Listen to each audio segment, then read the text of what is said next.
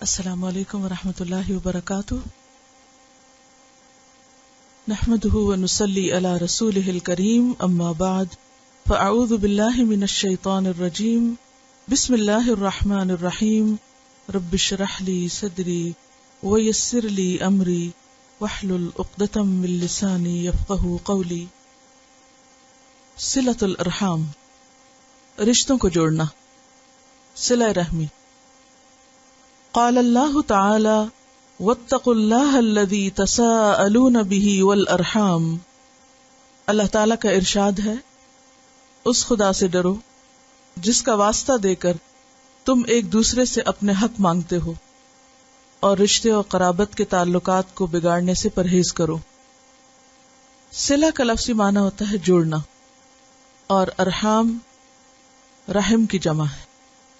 ارحام رحم کی جمع ہے، اور رحم یا رحم دونوں طرح پروناؤنس کیا جاتا ہے. ووم کو کہتے ہیں بچہ دانی، جہاں دنیا میں آنے سے پہلے بچہ پرورش پاتا ہے، اور اس کا معنی رشتہ داری بھی ہے، قرابت داری، ریلیشن شپ.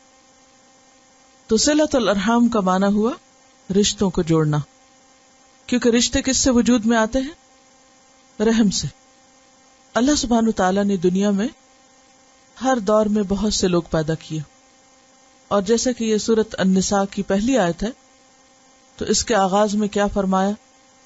یا ایھا الناس اتقوا ربکم الذی خلقکم من نفس واحدۃ وخلق منها زوجها وبث منہما رجالا کثیرا ونساء. اے لوگو، اپنے رب سے ڈرو جس نے تمہیں ایک جان یعنی آدم علیہ السلام سے بنایا، اس سے پیدا کیا. وخلق منها زوجها، اور اسی سے اس کا جوڑا بنایا یعنی حوا علیہ السلام کو پیدا کیا. وبث منهما رجالا كثيرا ونساء، پھر ان دونوں سے بہت سے مرد اور عورتیں دنیا میں پھیلا دیے. تو انسانیت کا آغاز کہاں ہوا؟ آدم اور حوا سے. رشتے کیسے وجود میں آئے؟ حوا کے وجود سے. تو یہاں سے لفظ ارحام نکلا ہے، اور پھر خاص طور پر ارحام کے بارے میں اللہ سے ڈرنے کی بات کی گئی ہے. واتقوا اللہ، اللہ سے ڈرو، الذی تساءلون بہ، جس کے نام سے تم ایک دوسرے سے اپنے حق مانگتے ہو. والارحام، اور رشتہ داریوں کے بارے میں اللہ سے ڈرو، یعنی ان کو بگاڑنے سے، انہیں خراب کرنے سے پرہیز کرو، ان کا حق ادا کرو. تو بات یہ ہے کہ دنیا میں جتنے بھی انسان ہیں یہ ایک بہت بڑا کنبہ ہے، اٹس اے بگر فیملی، اور سب کے سب کس کی اولاد ہے؟ آدم اور حوا کی. خواہ کوئی کالا ہے یا گورا ہے، عرب ہے یا اجمی ہے، کوئی بھی جو ہے. اس وقت بھی آپ سب جو یہاں بیٹھے ہوئے ہیں تو کسی نہ کسی کنیکشن میں دور پار ایک دوسرے کے رشتہ دار ہیں. لیکن صلۃ الارحام میں جو ترتیب ہے وہ ہے الاقرب فالاقرب. صلہ رحمی کا آغاز کہاں سے ہوگا؟ قریب ترین رشتوں سے ہوگا، معروف، جانے پہچانے، نون، فیملیئر اور قریب. اور پھر اس کا سلسلہ آگے بڑھتے بڑھتے پوری انسانیت تک چلا جاتا ہے. پھر ان کے اپنے حقوق ہیں. اسی لیے دوسری آیت میں کیا فرمایا؟ والذین یصلون ما امر اللہ بہ ان یوصل، کہ وہ لوگ جن کی روش یہ ہوتی ہے کہ اللہ نے جن جن روابط کو برقرار رکھنے کا حکم دیا ان کو برقرار رکھتے ہیں، ان کو جوڑ کر رکھتے ہیں. اور اس کے برعکس مفسدین کون ہوتے ہیں؟ فاسقین کون ہوتے ہیں؟ وَيَقْطَعُونَ مَا أَمَرَ اللَّهُ بِهِ أَن يُوصَلَ، جو کاٹتے ہیں اس کو جسے اللہ نے جوڑنے کا حکم دیا ہے. تو بات شروع ہوتی ہے بلڈ ریلیشن سے، اور پھیلتے پھیلتے اپنی لپیٹ میں لے لیتی ہے پوری نسل انسانی کو. اور تمام نسل انسانی سے ہمارا کسی نہ کسی درجے کا ایک رشتہ ہے، ایک تعلق ہے، ایک خاموش عہد ہے. کوئی بھی معاشرہ، کوئی بھی سوسائٹی اس وقت ترقی کرتی ہے، اس وقت فلاح پاتی، کامیاب ہوتی ہے جب اس کے رہنے والے باہم ایک دوسرے کے ساتھ کیے ہوئے عہد جو زبان حال سے ہوں یا زبان قال سے، ان کو پورا کرنے والے ہوں. تو ما امر اللہ بہ ان یوصل میں تمام قسم کے تعلقات آ جاتے ہیں، جن کا لحاظ رکھنے کا ہمیں حکم ہے. تو تمام انسانوں کے ساتھ، خواہ وہ کوئی بھی ہو، اپنوں سے شروع ہو کر غیروں تک اور دور دراز تک، جو بھی کوئی ہو، اس کے ساتھ ہمارا تعلق اصلاح کی بنیاد پر ہونا چاہیے، فساد کی بنیاد پر نہیں. تعمیری رویہ ہونا چاہیے، تخریبی نہیں. بنانے کی فکر کرنی چاہیے، بگاڑنے کی نہیں. ہمارے مزاج میں جوڑنے کا عنصر غالب ہونا چاہیے، توڑنے کا نہیں. اسلام ہم سے کیا تقاضا کرتا ہے؟ جوڑنے کا. والذین یصلون ما امر اللہ بہ ان یوصل، کہ ہم جوڑنے والے بنے، تعلقات کو توڑنے والے، خراب کرنے والے، بگاڑنے والے نہیں. تو گویا انسانی رویوں میں دو طرح کے رویے، ایک رویہ ہے جس کو آپ جوڑنا کہہ سکتے ہیں، اور دوسرا ہے جسے آپ کاٹنا کہہ سکتے ہیں. وصل اور قطع، جوڑنا اور توڑنا، ملانا اور کاٹنا. یا تو آپ ان لوگوں میں سے ہیں جو تعلقات کو بنا کر رکھتے ہیں، یا پھر ان میں سے جو ان کو کاٹتے ہیں، ختم کرتے ہیں. جوڑنے کے لیے بھی کچھ کوالٹیز چاہیے، اور توڑنے والوں کی بھی کچھ خصوصیات ہوتی ہیں. ان کی روشنی میں ہم اپنا جائزہ لے سکتے ہیں کہ ہم کس کیٹیگری میں شمار ہوتے ہیں، جوڑنے والوں میں یا کاٹنے والوں میں. خواہ وہ بات اپنے والدین اور اولاد کی ہو یا پھر آدم کی اولاد کی ہو. یعنی اس کا اطلاق سب سے پہلے تو اپنی اولاد اور اپنے والدین پر ہوتا ہے، لیکن بڑے ریلیشن شپ میں کس کی اولاد پر؟ آدم کی اولاد پر ہوتا ہے. جوڑنے کے لیے کن خصوصیات کا ہونا ضروری ہے انسان میں؟ کون سی چیزیں ہیں جو جوڑنے کا سبب بناتی ہیں اور کون سی چیزیں ہیں جو کاٹنے کا؟ عام زندگی میں آپ دیکھیے، کسی چیز کو جوڑنے کے لیے جو چیز استعمال ہوتی ہے اس کے برعکس کاٹنے کے لیے دوسری چیزیں استعمال ہوتی ہیں. مثلا کوئی کاغذ کا ٹکڑا ہے، جوڑنے کے لیے کیا استعمال ہوتا ہے؟ گلو یا اسٹیپلر یا پین یا کوئی بھی ایسی چیز، اور کاٹنے کے لیے کینچی یا بلیڈ. ہیں دونوں چیزیں. گلو ہوگی تو کاغذ جڑ جائیں گے، کینچی ہوگی تو کاغذ کٹ جائیں گے. اسی طرح رشتوں کو جوڑنے کے لیے بھی ایک چیز چاہیے اور کاٹنے کے لیے بھی ایک چیز چاہیے. آپ کے خیال میں وہ کون سی چیز ہے جس سے انسان باہم جڑتے ہیں، اور وہ کون سی چیز ہے جس سے انسان کٹتے ہیں؟ گلو اور کینچی کی مثال سے سمجھائیے. جوڑنے والی چیز، کیا چیز جوڑتی ہے؟ مجھے وہ چیز چاہیے جس سے لوگ جڑا کریں، اور وہ بات چاہیے کہ جس سے لوگ کٹتے ہیں تو اس سے ہم بچ سکیں. محبت جوڑنے والی چیز ہے، گلو کی طرح. کسی کو بھی آپ محبت دیں گے، اس سے مہربانی کا سلوک کریں گے، اس کی غلطیوں سے درگزر کریں گے، نرمی سے پیش آئیں گے، کائنڈنس اور کیئر کا رویہ ہوگا، تو بغیر کسی بڑی ایفرٹ کے لوگ آپ کے قریب آنے لگیں گے، جڑنے لگیں گے. اور اس کے برعکس نفرت، سخت مزاجی، ہارشنس، بد اخلاقی، بدتمیزی، یہ تمام چیزیں ایسی ہیں کہ جس سے قریب سے قریب ترین دوست بھی جدا ہو جاتے ہیں. اور یہ دو مختلف طرح کی خصوصیات ہیں. محبت اور نفرت برابر نہیں، مہربانی اور سختی برابر نہیں، غصہ اور نرمی برابر نہیں. تو یہ دو مختلف طرح کے رویے ہیں. ہم سب اپنے رویے پر غور کریں. جب لوگ مل جل کر رہتے ہیں تو ایسا نہیں ہو سکتا کہ ہر وقت لوگ ہماری مرضی کے مطابق ہی چلیں. ایسا نہیں ہو سکتا. بہت سے مواقع ایسے آئیں گے دن میں کہ جس میں نہ چاہتے ہوئے بھی ایسی سچویشن سامنے آ جائے گی کہ جس سے دوسرے سے آپ کو اختلاف ہوگا، شکایت ہوگی، خفگی ہوگی، ناراضگی ہوگی. ایسے میں ہمارے پاس پھر ایک ڈیسیژن کا وقت ہوتا ہے، یا تو کاٹ دیں اور یا پھر جوڑ دیں. اس میں کٹنا کیسے ہوگا اور جڑنا کیسے ہوگا صرف اس وقت جڑ سکتے ہیں جب درگزر کریں، دل بڑا کریں. اور کاٹنے کے لیے تو کچھ مشکل نہیں، توڑنا تو بہت آسان ہوتا ہے، ایک ٹھوکر کافی ہوتی ہے. اور پھر اوپر سے یہ کہ شیطان بھی ہر وقت پھوٹ ڈلوانے کی کوشش میں ہوتا ہے. قرآن نے ایک نسخہ بتایا، قل لعبادی یقول التی ہی احسن ان الشیطان ینزغ بینہم. میرے بندوں سے کہو وہ بات کیا کریں جو سب سے اچھی ہو. التی ہی احسن. اگر ایسا نہیں کرو گے تو کیا ہوگا؟ ان الشیطان ینزغ بینہم، شیطان ان کے درمیان پھوٹ ڈلوا دے گا، فساد پیدا کر دے گا. تو جوڑنے والی چیزوں میں سب سے پہلی چیز محبت ہے. اور محبت وہ نہیں جو کوئی دے تو ہم دیں، کوئی دے یا نہ دے ہم جڑنے والے بنے. کیونکہ ایک حدیث میں کیا آتا ہے کہ میں اس سے جڑوں جو مجھ سے کٹے، کیونکہ کسی کو تو آگے بڑھنا ہی ہوگا نا. تو یہاں پر صلۃ الارحام میں جب رشتہ داروں سے جوڑنے کی بات ہے خاص طور پر، اور قریبی رشتہ داروں سے، تو اس میں پھر خاص طور پر کیا چیزیں چاہیے؟ محبت، نرمی، خیر خواہی، واجب اور مستحب حقوق کی ادائیگی. واجب کون ہے؟ جو اللہ کی طرف سے لازم ہے کہ یہ تو حق دینا ہی ہے، چاہے دوسرا تمہیں دے یا نہ دے. اور کچھ چیزیں ایسی ہیں کہ جو مستحب کے درجے پسندیدہ ہیں، دو تو بہت اچھا، اگر نہیں دے سکتے تو بھی کوئی بات نہیں. پھر یہ کہ ان پر خرچ کرنا، مال خرچ کرنا جو ہے یہ ایک بہت بڑا ذریعہ ہے. دوسرے کی ضروریات کا خیال کرنا ایک بہت بڑا ذریعہ ہے تعلقات کو جوڑنے کا، دلوں کو نرم کرنے کا، دوسروں کی غلطیوں کو معاف کرنا. یعنی رشتہ داروں سے اگر آپ جوڑنا چاہیں تو کیا کرنا ہوگا؟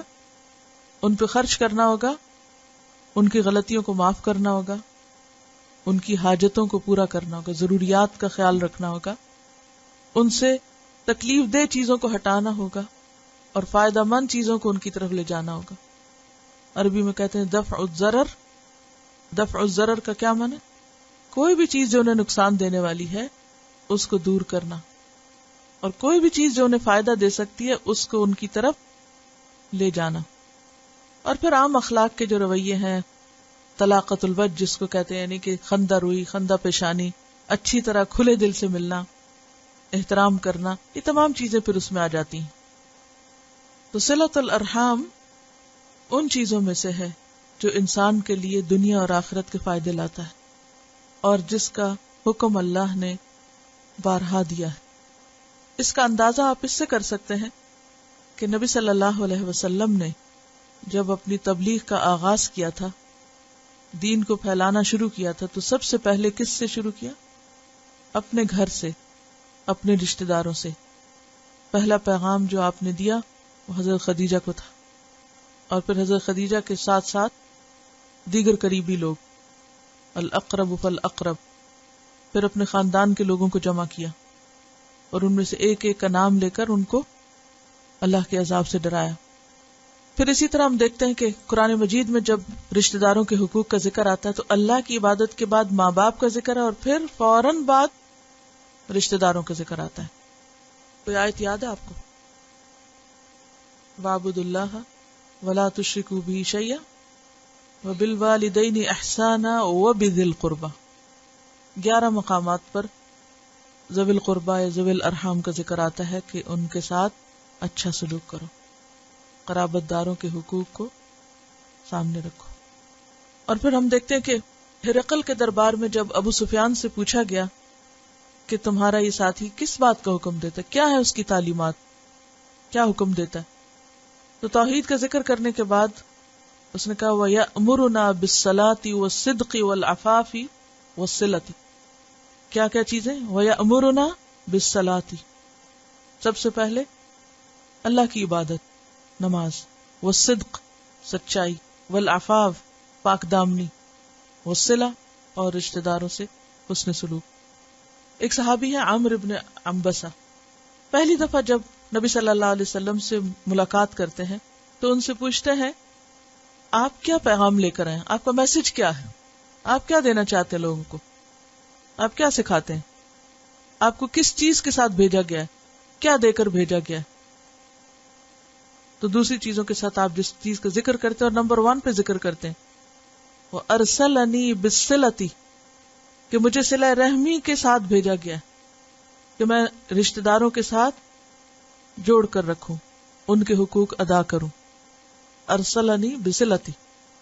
تو گویا دین اسلام کی جو نمایاں خصوصیات ہیں، اہم تعلیمات ہیں، اللہ کی عبادت کے بعد جو اہم ترین کرنے کا کام ہے وہ انسانی تعلقات کی بھلائی ہے، ان کی خیر خواہی ہے، اور انسانی تعلقات میں بھی سب سے پہلے الاقرب فالاقرب، سب سے پہلے قریب ترین کا حق ہے، اور قریب ترین میں رشتہ دار آتے ہیں، اور والدین کے بعد پھر اولاد اور دیگر رشتہ دار.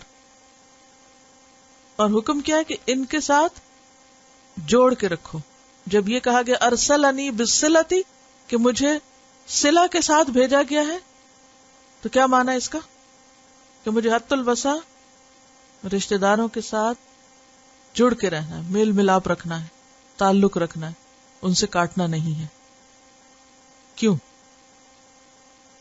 جہاں رشتہ داروں کے ساتھ یا قریب ترین، کیونکہ اقرب کی بات ہو رہی ہے نا، اور ذوی القربہ کا معنی بھی یہی ہے، اور عموماً خاندان کے اندر ہی انسان رہتا ہے، اور قریب ترین لوگ جو ہیں ان کے ساتھ اگر آپ کے تعلقات اچھے نہیں تو بلا وجہ کی ہر وقت ایک بے چینی اور ایک غم اور دکھ اور ٹینشن اور ایک تکلیف رہتی، اور اس کا نتیجہ کیا ہوتا ہے کہ انسان کوئی بھی کام ٹھیک سے نہیں کر سکتا. یعنی دنیا میں جتنے بھی مسائل ہیں، اگر دیکھا جائے کہ ہر ایک اگر اپنی فیملی کا ہی ذمہ لے لے، ہر ایک اس کو ہی لک آفٹر کرنا شروع کرے اور خرابی کرنے والوں کو پکڑے اور ان کی اصلاح کرے، تو بہت سے کرائمز اور خرابیاں خود بخود ختم ہو سکتی ہیں. خون کے رشتوں کا باہم ایک عجیب سا تعلق ہوتا ہے، ایک کشش ہوتی ہے ان کے اندر، اور وہ مختلف طریقوں کے ساتھ آپ کی بھلائی کرتے ہیں، اور اگر جواب میں ان کے ساتھ بھلائی نہ کی جائے تو پھر انسان وہ جو ایک احترام کا سلسلہ یا ڈوری جڑتی ہے نا پہلی، یعنی جو پہلا قطرہ ہے وہی نہیں گرتا. یعنی اگر قریب ترین کے ساتھ تعلقات اچھے نہیں تو دور والوں کے آپ کہاں سے خیرخواہ ہو سکتے ہیں؟ وہ جن کے آپ پر احسان ہے اگر ان کو ہی ری پے نہیں کر رہے تو باقیوں کے ساتھ آپ کیا کریں گے؟ باقی نسل انسانی کی خیرخواہی اس طرح ہو ہی نہیں سکتی. تعلقات کی خرابی دین کو مونڈ دیتی ہے، دین کا صفایا کر دیتی ہے، تو وہ خرابی کہیں بھی ہو، اور خصوصاً اگر خاندان کے اندر ہو تو بہت سی مشکلات کا آغاز وہیں سے ہوتا ہے.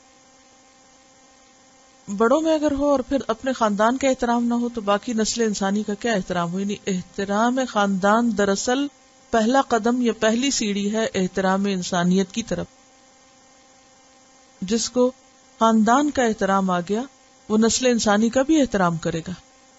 یعنی چھوٹے کنبے کے ساتھ بنانا آ گیا تو بڑے کے ساتھ خود ہی اچھے تعلقات ہو جائیں گے. حدیث دیکھتے ہیں. عن عائشة رضی اللہ عنہا زوج النبی صلی اللہ علیہ وسلم عن النبی صلی اللہ علیہ وسلم قال الرحم شجنة فمن وصلها وصلته ومن قطعها قطعته. نبی کریم صلی اللہ علیہ وسلم کی زوجہ سیدہ عائشہ رضی اللہ عنہا سے روایت ہے کہ آپ صلی اللہ علیہ وسلم نے فرمایا، رحم شاخ ہے، جو شخص اس سے ملے میں اس سے ملتا ہوں، اور جو اس سے قطع تعلق کرے میں اس سے قطع تعلق کرتا ہوں. یہ بخاری کی روایت ہے، اور یہ مختصر روایت ہے جس کی وضاحت ایک اور روایت کرتی ہے، اور وہ روایت بھی کچھ یوں ہے ابو ہریرہ رضی اللہ تعالی عنہ کی کہ ان اللہ خلق الخلق، کہ اللہ تعالی نے مخلوق کو پیدا کیا، حتی اذا فرغ من خلقہ، جب وہ اس کی تخلیق سے فارغ ہو گیا، قالت الرحم، تو رحم نے کہا، ھذا مقام العائذ بک، یہ مقام ہے، جگہ ہے، موقع ہے تیری پناہ لینے والے کا، من القطیعۃ، قطع رحمی سے. قال نعم، اللہ تعالیٰ نے فرمایا ہاں.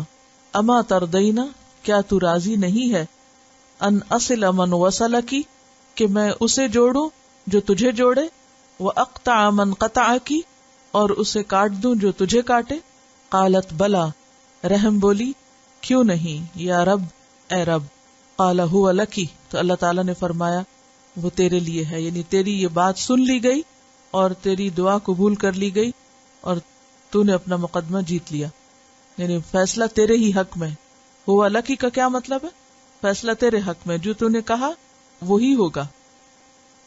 حدیث کی لفظی وضاحت کے ساتھ ساتھ اس حدیث کو مزید آپ کے سامنے رکھتی ہوں. ان عائشہ، حضرت عائشہ سے روایت رضی اللہ عنہا، رضی اللہ عنہا سے، زوج النبی، جو زوجہ ہیں یا بیوی ہیں نبی صلی اللہ علیہ وسلم کی، عن النبی، وہ نبی صلی اللہ علیہ وسلم سے روایت کرتی ہیں، قال، آپ نے فرمایا، الرحم رحم رشتہ داری، شجنتن، یہ جو شجنا لفظ ہے یہ شاخ کے لیے استعمال ہوتا ہے، لیکن سادی شاخ کے لیے نہیں بلکہ پیچیدہ یا الجھی ہوئی شاخ. وادی کے رستے کے لیے بھی آتا ہے. الجھی ہوئی پیچیدہ ٹہنی، کچھ ٹہنی ہوتی ہیں بالکل سیدھی، اور کچھ ہوتی ہیں جو ایسے پودے دیکھے نا آپ نے جن کے گول گول گھوم رہی ہوتی ٹہنی، یا اس سے بھی زیادہ یعنی تھک بھی ہوتی ہیں اور ایک دوسرے میں گنجھی بھی ہوتی ہیں. تو رحم جو ہے شجنتن ہے، یعنی ایک شاخ کی طرح ہے. شاخ سے کیوں تشبیہ دی؟ کیونکہ رشتہ داریاں جو ہوتی ہیں نا ان کو اگر آپ ایک پیپر پہ لانا چاہیں تو بالکل ایک ٹری بن جائے گا. تو یہ شجنا شاخ کے لیے بھی آتا ہے اور درخت کا پیچیدہ اور الجھی ہوئی شاخوں والا ہونا بھی ہوتا ہے. یعنی رحم کیا ہے؟ ایک ٹری کی طرح ہے یا ایک شاخ کی طرح ہے، کیونکہ اس کے کئی طرف تعلق ہوتے ہیں نا، دائیں بھی بائیں بھی اوپر بھی نیچے بھی، تو اس کے کئی ایک آگے برانچز ہوتی ہیں اور وہ ایک دوسرے سے ملی بھی ہوتی ہیں. کبھی آپ رشتے بتانے لگتے ہیں تو پھر کیا ہوتا ہے، یہ کون ہے، یہ پھپھی کی بیٹی کی نواسی ہے اور یہ فلاں کی فلاں ہے، اور پھر تھوڑی دیر میں آپ پھر بھول جائیں گے کہ اچھا یہ کون ہے اور وہ کون. الجھاؤ ہوتا ہے اس میں. تو اسی کی طرف اشارہ کیا کہ یہ شجنتن ہے. رشتہ داری جو ہے یہ ایک کمپلیکیٹڈ چیز ہے، یوں کہہ لیجئے سمپل زبان میں. اور پھر فمن وصلھا، جو اس کو جوڑے گا، وصلتہ، میں اس کو جوڑوں گا. ومن قطعھا قطعتہ، تو جو اس کو کاٹے گا میں اسے کاٹوں گا. یہاں میں سے مراد اللہ سبحانہ وتعالی ہے، کیونکہ نبی صلی اللہ علیہ وسلم دراصل اس مختصر حدیث میں اللہ تعالیٰ ہی سے روایت کر رہے ہیں، کیونکہ اس کی وضاحت دوسری حدیث سے ہوتی ہے. اور مسند احمد میں بھی یہ حدیث پائی جاتی ہے، اور اس میں شجنا کے ساتھ شجنۃ من الرحمن آتا ہے کہ ان الرحم شجنۃ من الرحمن تقول یا رب انی ظلمت یا رب انی قطعت یا رب، اور پھر خاموش ہو جاتی ہے. فیجیبها ربها عز وجل، تو اس کا رب عز وجل یعنی اللہ سبحانہ وتعالی اس کو جواب دیتے ہیں، اما تردینا، کیا تو راضی نہیں، کیا تو خوش نہیں، ان اقطع من قطعکی، کہ میں اسے کاٹ ڈالوں جو تجھے کاٹے، واصل من وصلکی، اور اسے جوڑ دوں جو تجھے جوڑ کے رکھے. تو یہاں بھی شجنا کا معنی کیا ہے کہ رحم جو ہے وہ رحمان سے بندھی ہوئی، یعنی اس کا اوریجن جو ہے وہ رحمان ہے. اور رحمان اللہ تعالی کا خاص نام ہے، ذاتی نام یا صفاتی؟ صفاتی. تو اس سے کیا پتہ چلتا ہے کہ جب شجنۃ من الرحمن کہا گیا تو یہ اضافت کون سی اضافت ہے؟ تشریفی، اضافت تشریفی ہے. یعنی اللہ سبحانہ تعالیٰ نے رحم کو بہت عزت بخشی ہے، اس کا تعلق اپنی صفت کے ساتھ جوڑا ہے، ذات سے نہیں. اس کا یہ مطلب خدا نخواستہ ہرگز نہیں کہ رحم جو ہے اس کا تعلق رحمان سے ہے یا اللہ تعالیٰ سے اور اس کی ذات کا حصہ. نو، ذات کا حصہ نہیں ہے. اللہ نے رحم کو اہمیت دینے کے لیے اس کا تعلق اپنی صفت رحمان سے جوڑا ہے.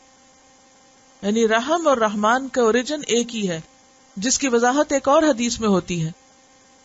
حدیث میں آتا ہے، ترمذی کی روایت ہے، انا الرحمن، میں رحمان ہوں، خلقت الرحم، میں نے رحم کو پیدا کیا، وشققت لہا، اور میں نے مشتق کیا، نکالا، من اسمی، اس کا نام اپنے نام سے، یعنی میں نے اس کا نام اپنے نام پر رکھا، رحمان سے اس کو ریلیٹ کیا.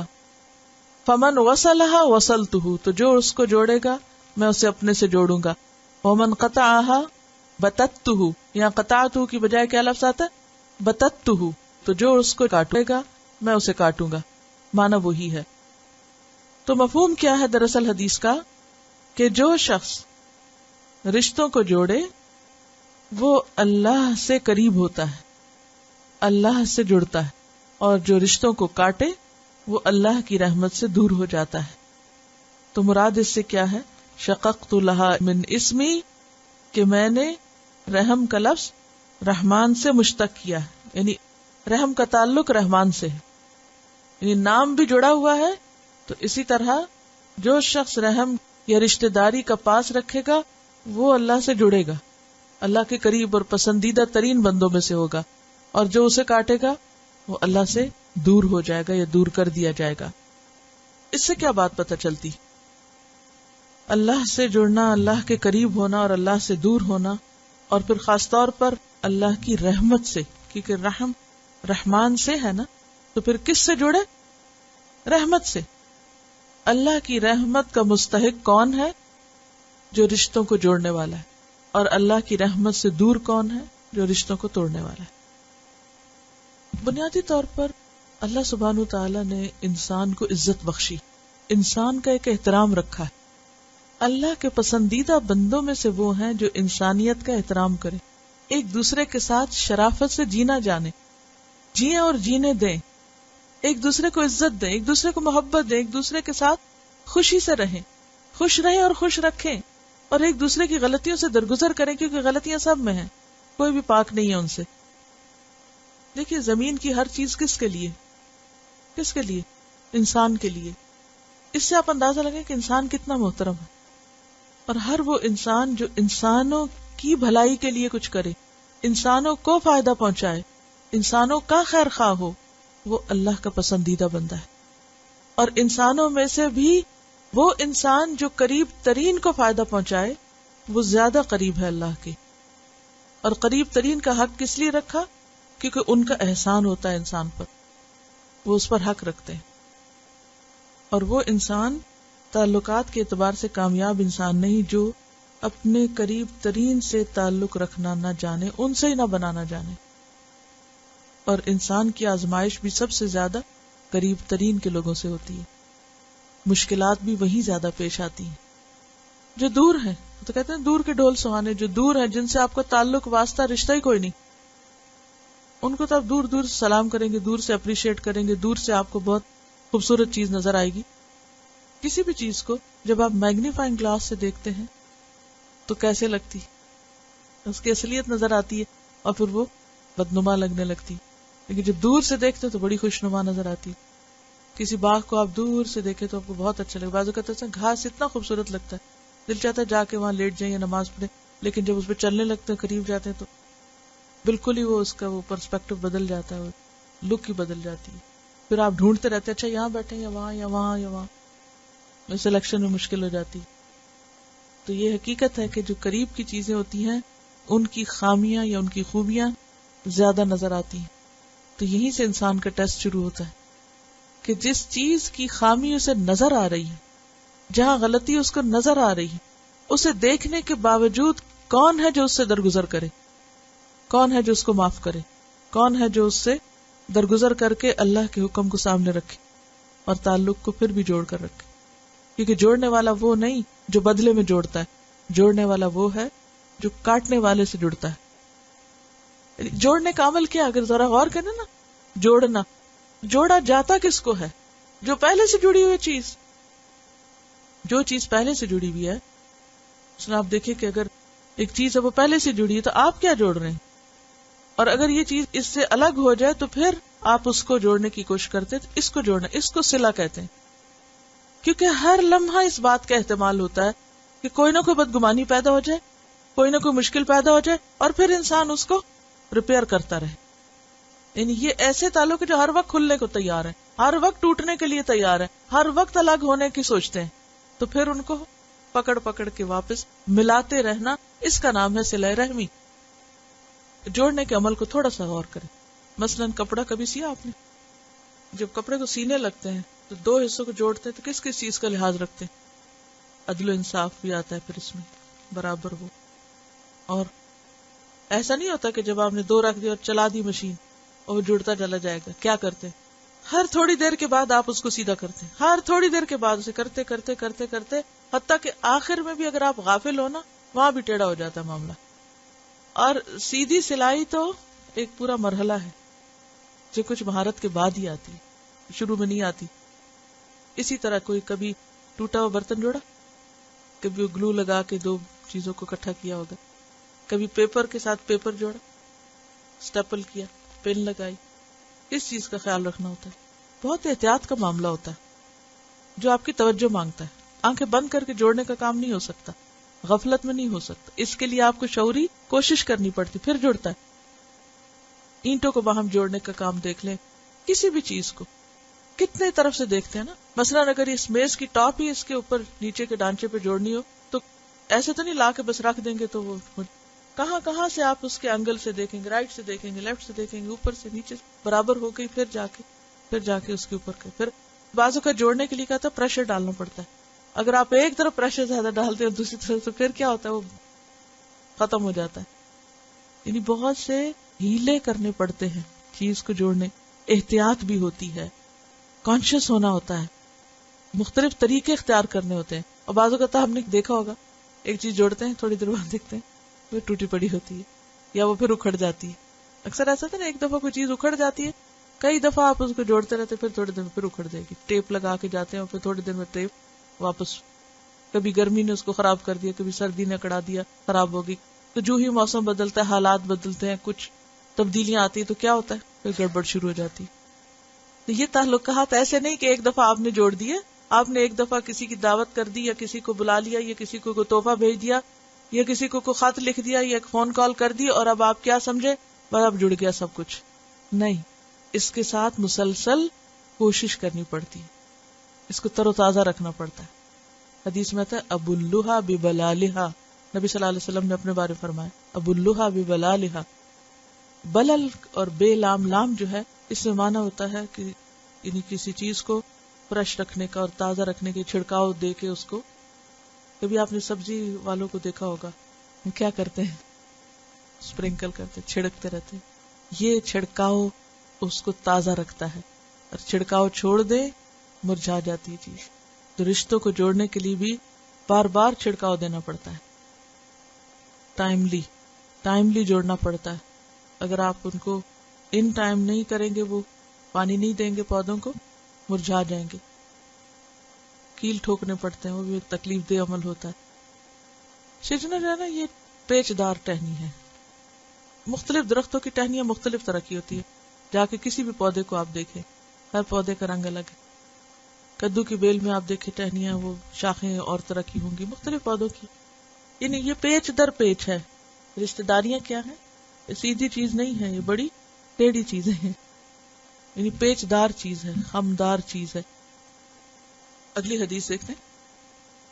عن جبیر بن مطعم انه سمع النبي صلی اللہ علیہ وسلم يقول لا يدخل الجنة قاطع، رواہ البخاری کتاب الادب.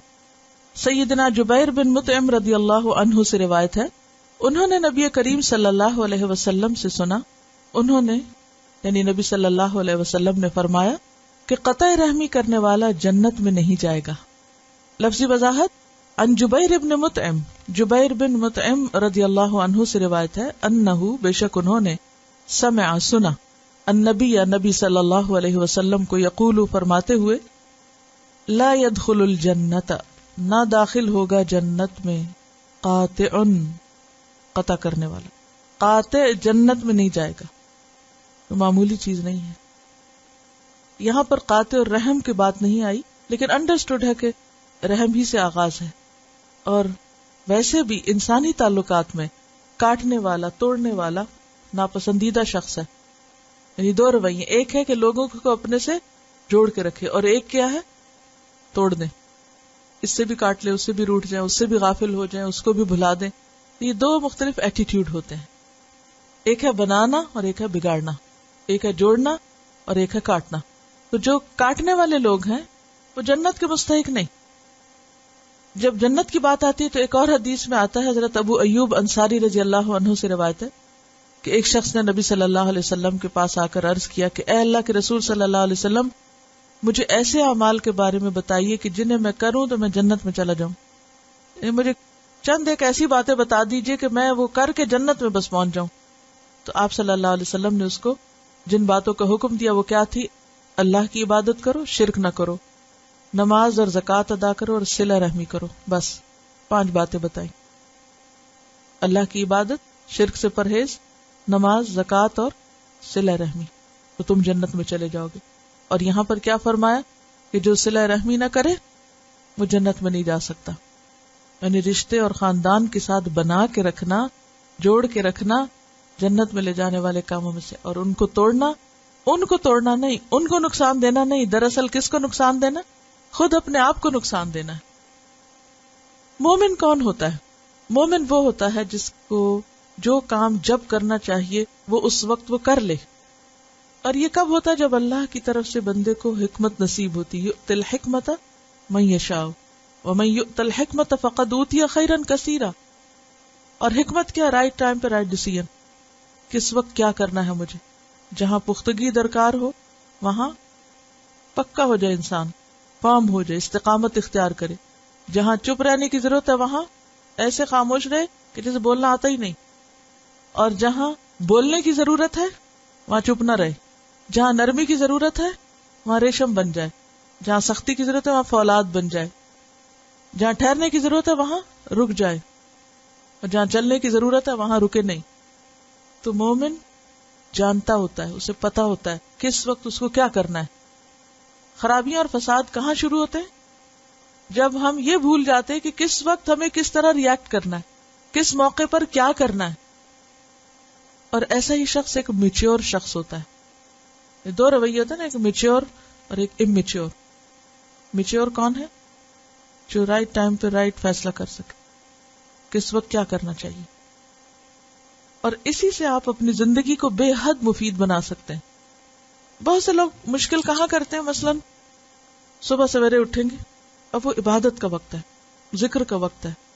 نبی صلی اللہ علیہ وسلم کی شکل میں ہمیں ایک بہترین رول ماڈل دے دیا گیا. آپ کیا کرتے تھے؟ جہاں نہیں پتہ چلتا فوراً دیکھو سیرت میں کیا آپ نے کیا کیا، اس موقع پہ کیا کیا، اس پہ کیا کیا. بہت سے سوالوں کے جواب آپ کو ملیں گے. کہاں آپ خاموش رہے، کہاں آپ نے ایکشن لیا، کہاں آپ نے کیا رویہ اختیار کی، کس وقت میں کیا کام کیا کرتے تھے. اگر ہماری زندگی اس سے ہٹی ہوئی ہے نا تو حکمت سے خالی. یعلمہم الکتاب والحکمت، حکمت اگر سیکھنا ہے تو وہاں سے لو.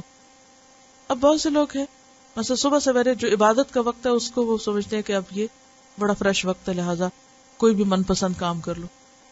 اسی لیے آپ دیکھیں کہ مختلف لوگوں کی مختلف طرح کی روٹین ہوتی ہے. اس وقت سب لوگ عبادت کے وقت عبادت نہیں کر رہے ہوتے. وہ جو ذکر کا وقت ہے اس وقت بعض اوقات لوگ گھروں میں بلند آواز میں باتیں شروع کر دیتے. کوئی فون کرنا شروع کر دے، کسی کا فون آ جاتا ہے، این دنیاوی باتیں شروع ہو جاتی جس وقت ساری مخلوق اللہ کے ذکر میں لگی ہوتی. کیوں صبح شام کی دعائیں سکھائی کہ وہ ذکر کا وقت ہے، وہ یاد ہی نہیں.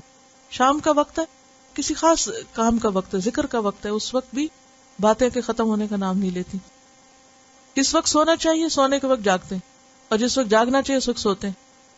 تو یہ سب کیا ہے؟ امیچور رویہ. اور جب انسان کی زندگی میں کوئی روٹین ہی نہیں، کوئی طریقہ ہی نہیں، کوئی سلیقہ ہی نہیں، کوئی پرائرٹیز ہی نہیں، تو سکسیس کہاں سے ہوگی، کامیابی کہاں سے ہوگی؟ کہاں معاف کر دینا چاہیے، کہاں بدلہ لے لینا چاہیے، کہاں کیا کرنا چاہیے، یہ سب جاننے کی ضرورت ہے. اس کے بغیر تو پھر انسان ایسے ہچکولے کھاتے ہی زندگی بسر کر رہا ہے. اور جب انسان اللہ کے لیے کام کرنے لگتا ہے تو ان میں سے کوئی چیز بھی مشکل نہیں رہتی، کچھ بھی مشکل نہیں. اس کا حکم ہے، اس کی رضا ہے، کر لیتے ہیں، کیا مشکل ہے؟ نہ کوئی انا کا مسئلہ، نہ کوئی کمپلیکس ہے، اور نہ ہی کوئی اندر جھول ہے. جو کرنا ہے کرنا ہے، جو کہا گیا کرنا ہے، بس ٹھیک ہے. اذ قال له ربه اسلم قال اسلمت لرب العالمین. کیا مشکل ہے؟ اسی کا نام اسلام ہے، اسی کا نام اطاعت ہے، اسی کو فرما برداری کہتے ہیں. جب رب نے کہا دیا رشتوں سے جوڑنا ہے، کوئی پیچیدگی کی ضرورت نہیں، کوئی لمبے چوڑے فلسفے جاننے کی ضرورت نہیں. رب نے کہا جوڑنا ہے، جوڑنا ہے. نہیں وہ تو نہیں جڑتے ہم سے، ہم کیوں جڑے؟ نہیں، رب نے کہا جوڑنا ہے، وہ جوڑنا ہے.